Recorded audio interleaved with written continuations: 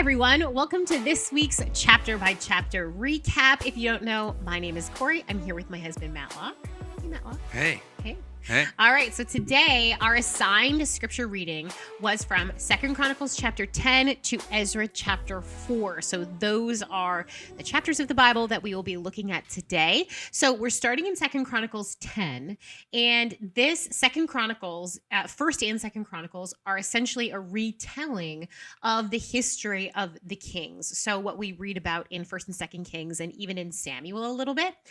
And the reason for this retelling is it's happening later on in Israel's history. So Israel and Judah have already been exiled.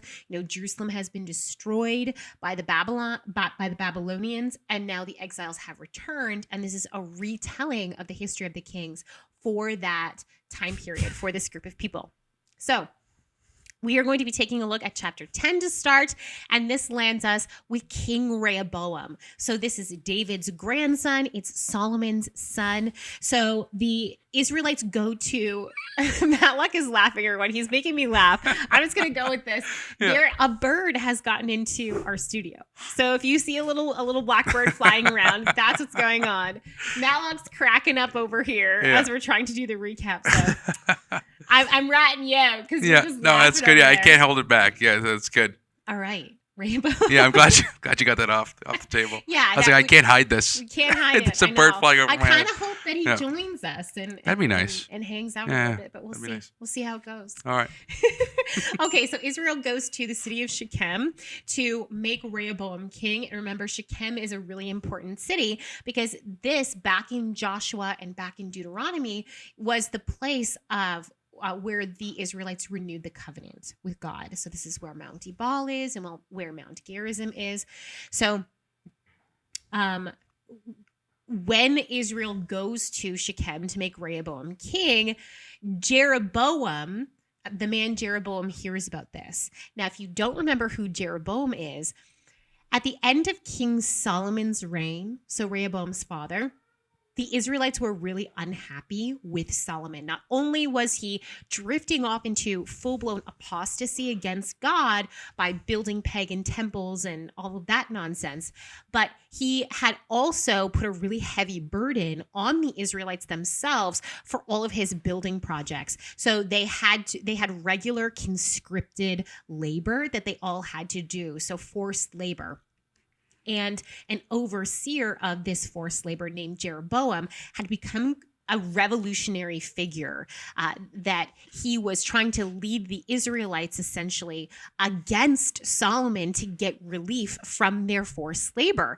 And a prophet of God, a legitimate prophet of God, had anointed Jeroboam as a king who was going to tear part of the kingdom away from David's descendants and from Solomon. And when Solomon caught wind of this, he tried to have Jeroboam murdered. So Jeroboam had fled to Egypt. And so now Solomon is dead. Rehoboam, his son, has become king, and Jeroboam catches wind that all of this is going on. So when the people are assembled with Rehoboam, they ask Rehoboam to relieve this burden of forced labor that Solomon had imposed on them.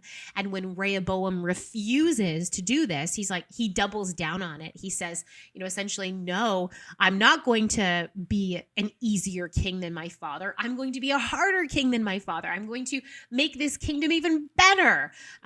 And so most of the kingdom decides that they're actually going to make Jeroboam their king, and they leave Rehoboam in the dust. So the kingdom splits under Rehoboam. That all happens in 2 Chronicles chapter 10. 2 Chronicles chapter 11, Rehoboam has to decide what he's going to do here. He decides that he's going to put his money where his mouth is and be a tougher king than his father was. And so he decides that he is going to march in warfare against the tribes who left him. So Judah, the tribe of Judah, which is Rehoboam's family tribe, stays with him as king, and part of the tribe of Benjamin as well. So as Rehoboam and the people who are faithful to David's line march out against the tribes, the other tribes of Israel, a prophet of God tells them to stop, and they do. So Rehoboam decides not to fight for his kingship in that way, but instead he turns and begins to fortify cities within the territory that he does have. So he's thinking about warfare. He's thinking, we don't have a lot of people now, so now we have to be a really built up nation. We're told that the priests and the Levites of Israel stayed faithful to Judah and the line of David, so Rehoboam as king. And there's even a note that's given to us that a lot of the Levites they abandoned their land, their pasture land for their animals and their Levitical cities that were spread throughout Israel because they didn't want to be in Jeroboam's territory. They wanted to be in Judah's territory, in Rehoboam's territory. And this is essentially because Jeroboam institutes a false worship system in northern Israel that a lot of the faithful Levites who are faithful to God, they don't want to be a part of that. Okay, so we also learn that in Rehoboam's family, just a quick note, that Rehoboam's son, who is the crowned prince of Israel at this point, or of Judah at this point, was actually the grandson of Absalom. Okay. David's son, Absalom, who had launched the rebellion.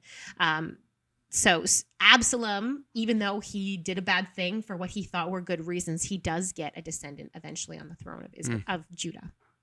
Okay, chapter 12, we'll start to move a little bit more quickly. We're told that Rehoboam is also unfaithful to God, unfortunately, just like Solomon was. And we're told that Shishak, the king of Egypt, so the Pharaoh, attacks Jerusalem in Rehoboam's fifth year. He captures all those fortified cities that Rehoboam tried to build up, and he comes to Jerusalem. And we're told that God does save Rehoboam. Rehoboam doesn't lose his life. He doesn't go into exile or anything like that. But Rehoboam and Judah become a vassal state of Egypt for a time, so that Rehoboam could see what serving an evil master or a human master was like, rather than serving God. So essentially God's like, oh, you don't like serving me? Try this. Right. Try a human ruler. Right. So this is the kind of spiritual commentary and focus that we get out of Chronicles. Right. Which makes a lot of sense because these are people trying to figure out how being so small, this remnant of Israel coming back from Babylon, being so small, how they could possibly survive as a renewed nation in hostile territory. Okay, so 2 Chronicles chapter 13. So we're moving on to the next king of Judah, which is Abijah. So this is that son of Rehoboam, the grandson of Solomon. We are told of a battle between Abijah and Jeroboam of Israel. So the peace between Israel and Judah did not last. God enables Abijah and his smaller military force to defeat Jeroboam, even though he's outnumbered and ambushed. And there's a theological reason that's given here for this, that Israel under King Jeroboam had sinned against God by abandoning God and going after idols, like trying to replace God with these calf idols, while Judah had kept temple worship intact. So again, this is really important. This instance between Abijah and Jeroboam is not recorded in the history of First and Second Kings, but it is recorded here in Second Chronicles because this audience is concerned about those same things. So essentially the author is pointing out, look, even if we're not perfect, if we stay true to God in the temple worship that he has ordained for us, he is going to protect us even if we're ambushed, even if we're outnumbered. Right. I think he even says later on this chapter, but if we forsake God, he will forsake us. Yes. Yeah. It becomes a theme from this point onwards. Absolutely. Yeah. Okay, so chapter 14, after Abijah dies, his son Asa takes the throne. And Asa, who is, I believe, the 6th king of Israel, he's only the 3rd king of the split kingdom of Judah, but he is a very good king. He cleanses Judah from all of the apostasy and the idol worship, tearing down cult sites and whatnot throughout his kingdom. And we're told that God gives Asa peace in terms of military battles from enemies kind of attacking Judah. And he's able to rebuild all of those fortified cities of Judah once again. 2 Chronicles chapter 15, still with Asa, this good king of Judah. In chapter 15, we're given details of Asa's massive religious reforms, and it's throughout his entire territory. So even the cities that he captures in war, Asa makes sure to tear down any cult centers or high places, and we're told that he even repairs the altar of the temple of God in Jerusalem. At this point, we're told that a lot of people from northern Israel began to defect from northern Israel and join up with southern Judah because they're seeing Asa's success, and that how this is clearly a God-given success, as he moves forward. So Asa gathers an assembly of all of his people, and he renews a covenant between the people and God to follow only God. So this is an essential part of reformer kings that we're going to see, where they don't just go through the land and cleanse the land. They do that, but then they recommit the people. They get that generation of people to make a covenant with God. All right. Chapter 16. This talks about how peace between Israel and Judah was broken, or the peace of Judah ended up being broken. So we're told that Baasha, the king of Israel, so Jeroboam's gone now and Baasha's on the throne of Israel, he fortifies a city called Ramah, which is it's a border city between Judah's territory and Israel's territory. It's along a major highway. It's a really important place. And so Baasha did this so that he would be able to control the flow of trade, the flow of goods, the flow of people, both Israelites and Judeans, between the two countries. We're also told that Asa, excuse me, he was able to purchase a friendship with Ben-Hadad, the king of Aram, who had been in treaty with Israel. He paid him off essentially to backstab Israel and their king Baasha, because Baasha was that act of fortifying Ramah was the precursor to a declaration of war against Judah, and Asa knew it. So he paid a friend of northern Israel to backstab them in order to get their attention turned away from Judah. And it did work. However, Asa does get in trouble for this whole thing by a prophet of God named Hanani. And the prophet essentially says to him, you shouldn't have made an alliance with your enemy Aram. You should have trusted in God, because God would have allowed you to defeat not only Israel, but also Aram as well. But now there's going to be war because you've meddled into these politics. So though Asa was a good king, he played a little bit dirty and he got in trouble for it. Yeah. Okay, chapter 17, Jehoshaphat, king of Judah. Here's another good king. We're getting some pretty good kings as we go through this history of Judah. Jehoshaphat does a lot of good, humanly speaking, in terms of preparing Judah for warfare, both physically and spiritually. So he establishes fortified cities. He establishes his military really well, but he also was very devoted to God. He removed all of the high places that had escaped Asa's religious reforms. He sends a team of Levites and priests throughout Judah to teach people the book of the law of God, which is a very cool idea. This traveling teaching band of Levites and priests. Jehoshaphat became really powerful, and he became very loved by his people, and even was able to make peace treaties with some foreign nations. In chapter 18, we're told that Jehoshaphat made a peace treaty with northern Israel, which seems like a good idea, except it was sealed the way a lot of ancient peace treaties were, which was with a royal marriage. So Jehoshaphat And Ahab and Jezebel in northern Israel make this peace treaty, and Ahab and Jezebel's daughter marries into Jehoshaphat's family. So marries the crowned prince, his son, of Israel.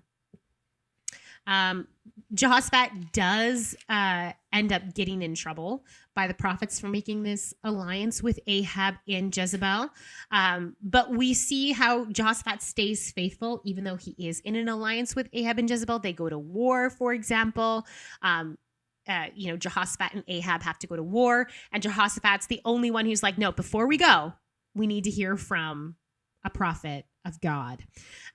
And so there's some really interesting battle stories that happen with that prophet of God that are in chapter 18. Chapter 19, when Jehoshaphat returns from war to Jerusalem, there's Jehu, the prophet, comes to him and tells Jehoshaphat that God's wrath is on Jehoshaphat for his alliance with Ahab and Jezebel, but hope is not lost. Like there's, Jehoshaphat, you still followed God. He still appointed godly judges in Judah, and there's a priestly system of judges in Jerusalem. So it wasn't going to go perfectly for Jehoshaphat. He wasn't going to escape without consequences, essentially, for making this ungodly alliance. But because he was trying to be faithful, it wasn't going to be the end of the world. Mm-hmm. Chapter 20. All right. So 3 enemy nations come to attack Judah: the Ammonites, the Moabites, and the Edomites. And Jehoshaphat leads his nation in praying and petitioning God. It's a good response from Jehoshaphat. And the reply comes from God that the Judeans are not going to have to fight, but they are going to have to march out and meet this army that's much bigger than them. When Judah gets to the battlefield, all they find are dead bodies. A battle has already been fought between the 3 enemy nations that were allied against Judah. Something has happened where they've begun to fight among themselves. What's really interesting is that the entire way to the battlefield, we're told that the Levites led the Judean soldiers singing praises to God, which is a very cool concept. Yeah, it is. That normally the sounds of soldiers marching to battle would have been the bells on the horses, the clinking of the armor, the stamping of the feet. But to this was added singing. Right. Which is very cool. Yeah. Okay, chapter 21, we're given the account of King Jehoshaphat's death and that his son Jehoram became king. So Jehoram takes the throne. Jehoram is he is married to Ahab and Jezebel's daughter, and he is evil, which is not great. No. He has all of his brothers killed when he takes the throne. He doesn't want anyone left who could challenge his authority to the throne. He even has some officials killed who were loyal to his father. Right. We're told that Jehoram then almost died in a battle with the Edomites, but he escaped in a chariot, like very narrowly. Right. We're told that he was an active idolater and promoted idol worship in Judah. He gets a letter from Elijah the prophet telling him that God is going to strike Judah and that Jehoram is going to get a bowel disease that he's going to die from. We see enemies coming against Judah in this time period. It's really not good. And these enemies coming against Judah, they manage, we're not told whether it's by force or like whether they actually manage to breach through the walls of Jerusalem, or whether Jehoram has to pay off these enemies that are coming into besiege Jerusalem, but that these enemies succeed in getting all of the palace treasures and the king's family from Jerusalem, which is a huge humiliation for Judah, killing all the sons except for Ahaziah, the youngest one. Chapter 21, talking about Jehoram's death, Yeah. even says when he dies to no one's regret. Right. And was not buried in the king's tombs. And no fire was burned in his honor. So it was tradition to have a big fire in the king's honor with spices and bury him in the tombs. No one liked this guy. Yeah. Okay, chapter 22, Ahaziah, the king of Judah. This is the son of Jehoram and Athaliah. So this is the grandson not only of Jehoshaphat, but also of Ahab and Jezebel.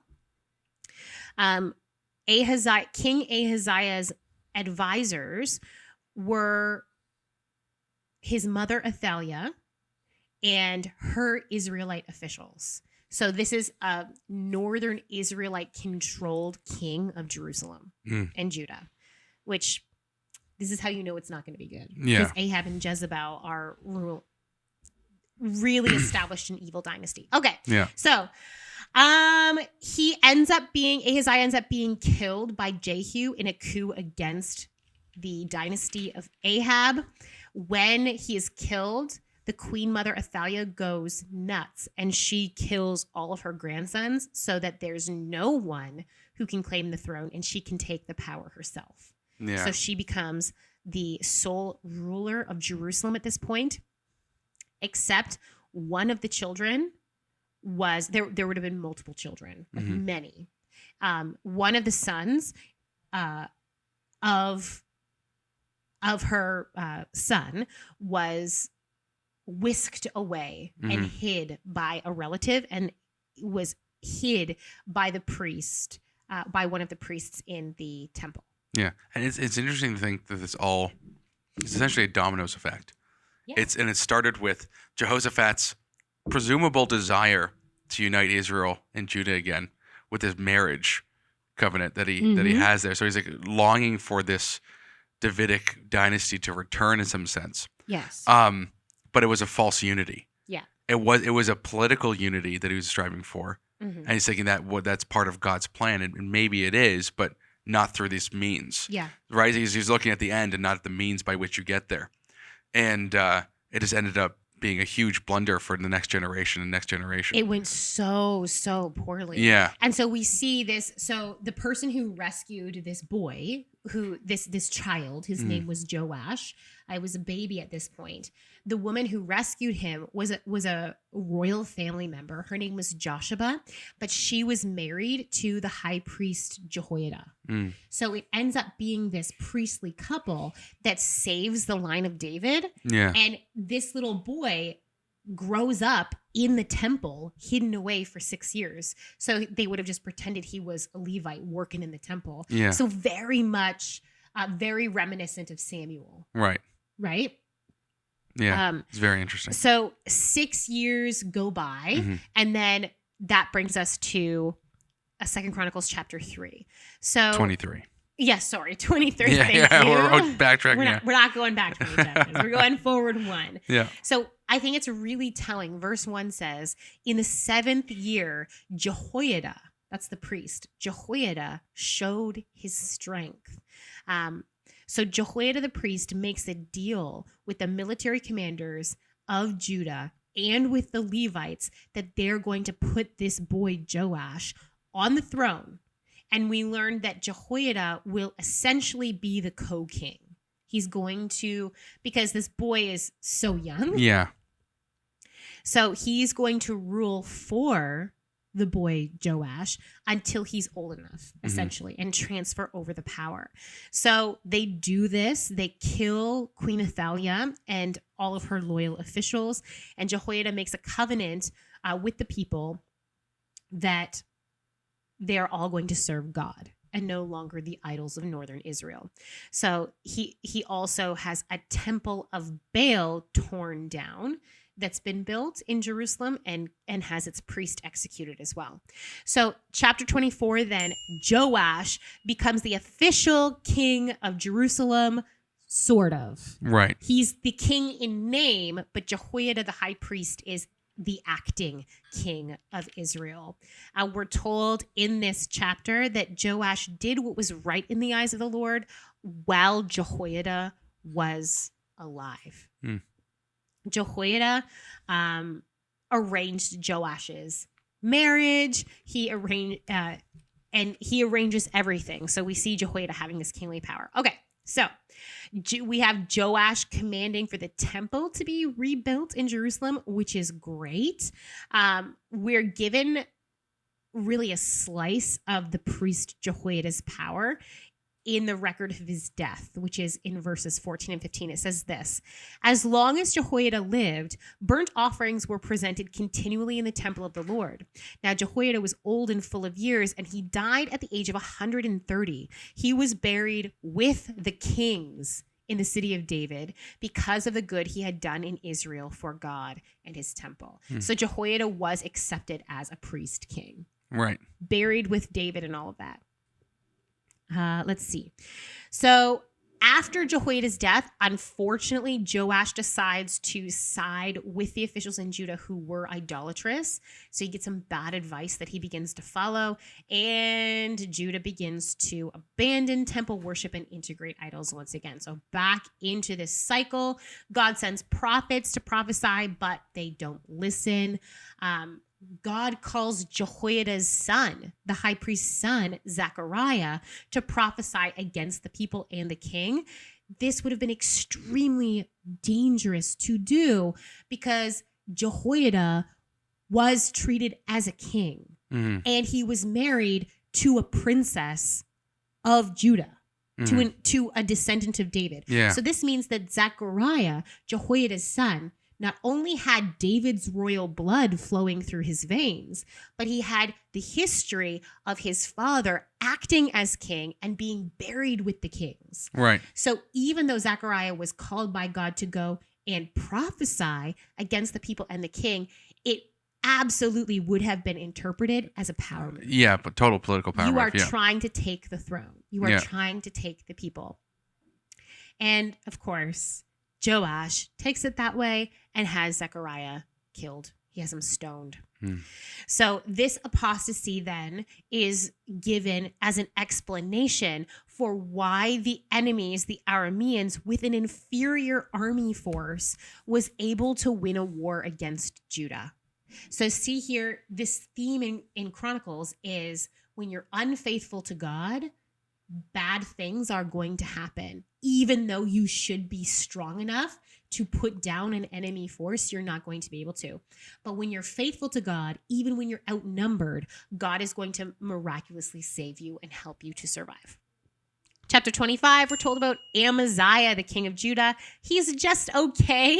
He does what's right in God's eyes, but not wholeheartedly. In fact, he even brings back some idols to Judah from a war against Edom. So it's not great.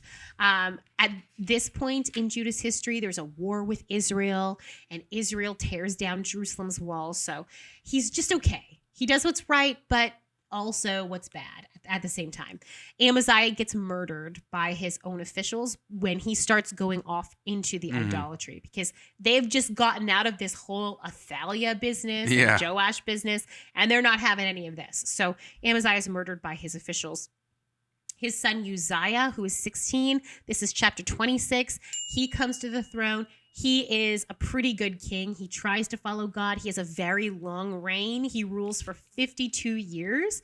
We're told that he's very humanly successful. He is successful in various wars. He does really interesting things. He experiments with military technology. He builds towers and walls, and he really focuses on agriculture and farming. Really, really interesting guy. He gets a little prideful in his old age and ends up getting struck with leprosy. So he also has a little bit of a fall off at the end of his life, but he still tries to stay faithful to God.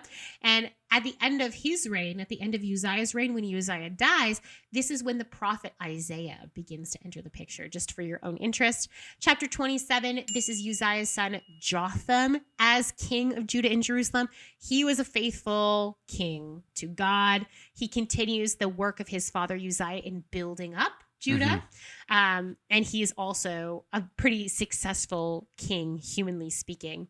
In chapter 28, we have King Ahaz of Judah and Jerusalem. This was a very bad king. He shows up in the book of Isaiah later on quite a lot. He worshipped Baals. He sacrificed his children to foreign gods. Like just bad, just a bad guy. He messes up the temple worship system in Judah, and he just gets worse and worse and worse. And his situation militarily also gets worse and worse and worse. And Judah really shrinks. Chapter 29, we have Ahaz's son, Hezekiah. Excuse me. I'm just going to take a sip of my tea. Hezekiah. Hezekiah is a good king. He listens to the prophets of God. He appears in the book of Isaiah quite frequently. He repairs the temple of Jerusalem. He reinstates true worship. He makes that covenant that we were talking about. Not only does he reform worship practices, but he gets the people to renew the covenant with God. In chapter 30, he has this huge Passover celebration in Jerusalem that he invites people, not only from Judah, but also from northern Israel, that during his reign, northern Israel falls to Assyria, to the Assyrian Empire. So he invites people up north. He invites people from across the Jordan River, come and celebrate Passover. In chapter 31, from this Passover, the people have been reinvigorated. They have been inspired by Hezekiah's faithfulness to God and by this new covenant to go out into their towns and smash all of the idols that they can find and tear down high places. And we see Hezekiah reestablishing the Levitical order, making sure that Levites have jobs, that they have support, that they can do the work that God has called them to do. In chapter 32, we begin to see why Hezekiah has been making all of these reforms to the people, why he wants them to be rededicated to God. And that is because the Assyrian Empire is marching on Judah now. So Hezekiah wanted to get them spiritually established before this happened. Right. Hezekiah knows that Sennacherib, the king of Assyria, is coming for Jerusalem, and the Assyrian army is massive. And so all of these Judean fortified cities are falling to Assyria. And we see Hezekiah making all these really interesting preparations. He supplies a water source for Jerusalem. He tries to stop up any outside of the city water sources so that it's going to make it really difficult to the Assyrian army coming in. So it gets down to the wire, and all the fortified cities of Judah are taken, and Sennacherib sends this really mocking letter and all of these mocking military officials to Hezekiah to begin speaking to the people. And Hezekiah teams up with the prophet Isaiah, and they begin to cry out to God together. And we're told that the angel of the Lord goes out and defeats the Assyrian army, which historians guess plague. Like, did God send a plague among them? What happened? We don't know. But the Assyrians end up leaving. They are not able to fully destroy Judah and Jerusalem. And that's that. They survive. Yeah. They survive. Which is Yeah. really, okay, chapter 33, Hezekiah's son Manasseh did not buy what his father Hezekiah was selling. Right. Hezekiah spent all of his time and energy rededicating the people to God, and barely escaped by the skin of his teeth did Hezekiah escape the full-blown Assyrian invasion. Yes. And Manasseh was not buying it. He did not think that this was a better solution. And so he rebuilds the high places. He goes in the exact opposite way. I'm going to serve all of these other gods of warfare, because to him, it seemed like they would have a better chance at survival. When God tried to speak to Manasseh through prophets, he didn't care. He wasn't listening. Eventually, we're told that the Assyrian military does come back to Jerusalem, and they take Manasseh away as a captive in disgrace. They put a hook in his nose, they put bronze shackles around his feet, and they bring him back to the Assyrian Empire for essentially re-education. We're told, though, that while Manasseh is in Assyria, he realizes that he did this wrong. and he repents and prays to God. And so when the Assyrians allow him to come back to Jerusalem, he once again becomes faithful to the God of the Bible. He gets rid of idolatry. He rebuilds the wall of Jerusalem. So this is a really important story for the people that Chronicles is written to, because they too had been taken away in disgrace to the empire of Babylon. While they're in Babylon, they have a resurgence of faithfulness towards God, and now God has allowed them to come back to Jerusalem. So what are they going to do? First, they rebuild the wall. Then they rebuild the temple, exactly what Manasseh did. So that's more than likely why this account is recorded for us in Second Chronicles, but not in Kings. It wasn't very important. No, it was not. But yeah. But very important here. Okay, Manasseh's son Amon comes to the throne. He was bad news. He's very much like his father Manasseh. He only reigns 2 years before the people have had enough and his officials murder him.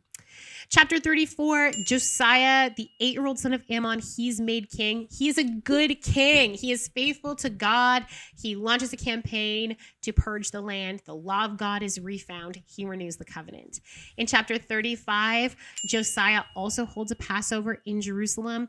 Josiah is such a good king. It's very sad how he ends up dying. Pharaoh Necho, from Egypt, he's marching out because at this point it's international politics are happening, and Pharaoh Necho is marching out to this very famous historical battle, and Josiah is like, you can't march through my land, and he ends up dying in battle. Josiah, this really good king, dies in battle, and the prophet Jeremiah, just out of interest, records a whole song of lament for Josiah because he was such a good king. Chapter 36, Josiah's son Jehoahaz only reigns for 3 months before the Egyptians march back from the battle and they take him captive, and they make a different son of Joash the king, and they rename him Jehoiakim. So this tells us that Jerusalem has become an Assyrian vassal kingdom. Jehoiakim, this Egyptian vassal, reigns 11 years. He was evil. He doesn't stay an Egyptian king for long because the Babylonians march in, and so he becomes a Babylonian vassal. However, Jehoiakim rebels against Nebuchadnezzar, king of Babylon, and then dies, and his son Jehoiachin only rules 3 months in Jerusalem before the Babylonians take him to Babylon. So we see Judah in these last few kings being really involved in international politics, and it's not going well for Judah at all. They get a king. 3 months later, the king's gone to, Babylon. They had a king earlier, gone to Egypt. So it's not going well.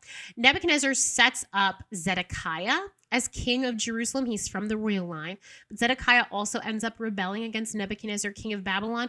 And this leads to the fall of Jerusalem and the destruction of the temple by the Babylonians.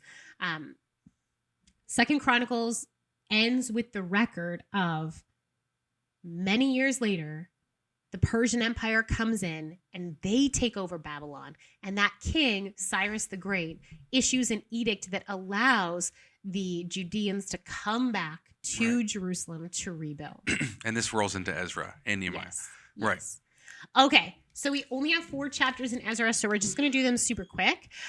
Ezra 1 opens with that same paragraph that Second Chronicles ended with, that Cyrus, the king of Persia, released the exiles to come back to rebuild the temple. So we've got, in chapter 1, we've got the family heads of Judah, Benjamin, and the priests and Levites all preparing to return to Jerusalem and all the things that they're bringing back with them. In chapter 2, we have 11 leaders of the exiles and a huge list of people who returned with them. Even though this is a really long list of people, it is a very small amount of the exiled people coming back from Babylon. A lot of the exiled people built new lives in Babylon, and they just lived there, and that was great for them. But it was just a small amount of people who returned. All right. Chapter 3 The people had resettled in their own towns and their own homes, and then they gather in Jerusalem. Excuse me. I'm still getting over a cold that I had. Okay. So they gather in Jerusalem, and Joshua the priest and Zerubbabel the governor build the altar of God so that they can offer sacrifices once again. They begin to offer all of the regular sacrifices, despite being afraid of the people who are in the land of Judah and in the land of Israel. And despite the fact that the temple's not built yet. So they have no security. Right. They have nothing, but they want to start offering sacrifices to God. Chapter 4, we have...